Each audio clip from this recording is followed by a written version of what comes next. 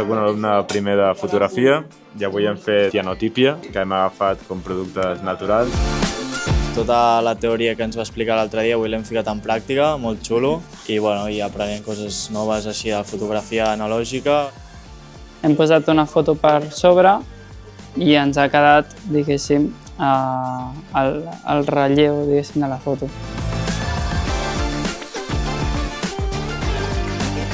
Hem revelat els negatius que vam fer l'altre dia a Girona i ara els hem posat al sol per veure com queden.